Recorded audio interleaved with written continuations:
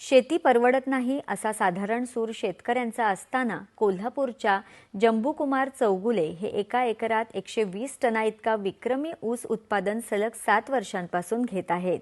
पाहूयात याबाबतचा हा वृत्तांत।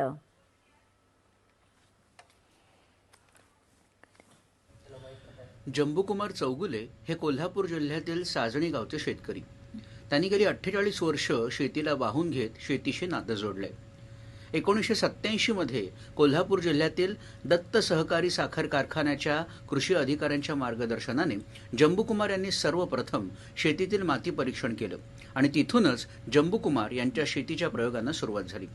सन 2006 मध्ये को 86032 जातीच्या ऊसाचं एकरी 69 टन उत्पादन त्यांनी घेतलं।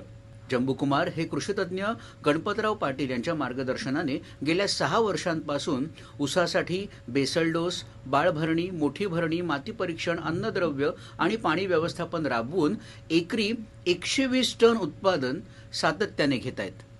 2024ला जुलै अखेर रोप लागण पद्धतीनं, ती रोप लागण म्हणजे याच शेतामध्ये सुपर केन नर्सरीच्या माध्यमातून तयार केलेली स्वतःच्या रानातील स्वतःची रोपं, मातीतील तीच रोपं आम्ही लावलेली आहेत। आज या ऊसाच्या जवळजवळ 40 ते 42 कांड्या तयार आहेत।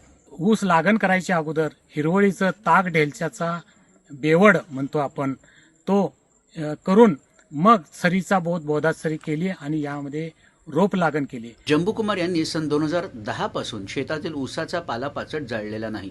गेल्या 15 वर्षांपासून शेतीतील ऊसाचा पाला शेतातच मातीत गाडला जातो। ऊसाला ठिबक सिंचनाद्वारे पाणी पुरवठा होतो। घरातील 6 जनावरांचं शेणखत आणि हिरवळीच्या खतांचा वापर केल्यानं जमिनीचा सेंद्रिय कर्ब 1% जास्त झाला आहे।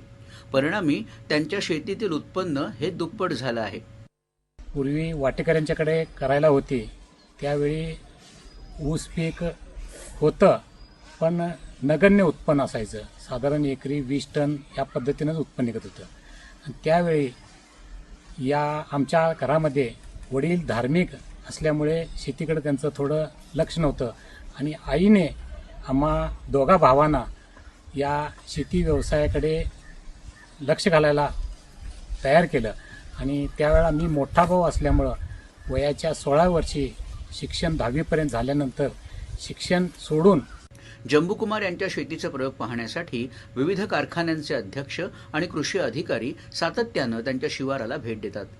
कोल्हापूर जिल्ह्यातील दत्त सहकारी साखर कारखान्याकडून सातत्यानं त्यांना आदर्श शेतकरी तसंच ऊस पीक स्पर्धेत प्रथम पुरस्कार त्यांना मिळाले आहेत। कैलासवासी आप्पासाहेब सारे पाटील साहेब 1986 साली दत्त शेतकरी सहकारी साखर कारखान्यामार्फत ऊस विकास योजना राबवली गेली आणि त्यासाठी 65 शेतीमधून त्यावेळेला नेमले। साहेबांचं एकच अशी इच्छा होती की आपल्या शेतकऱ्याचं उत्पादन वाढलं पाहिजे।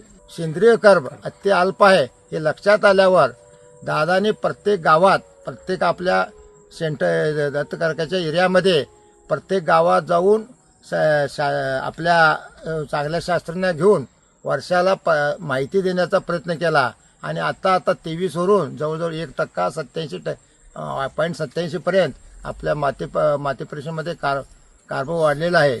कष्ट आणि सकारात्मक विचारांची पेरणी सुरू राहिली तर शेती सुद्धा फायद्याची आहे। त्यासाठी शेतीला वेळ द्यायला हवा असा संदेश जंबूकुमार देतात। दूरदर्शन बातम्यांसाठी चंद्रकांत कबाडे, कोल्हापूर। बांगलादेशच्या माजी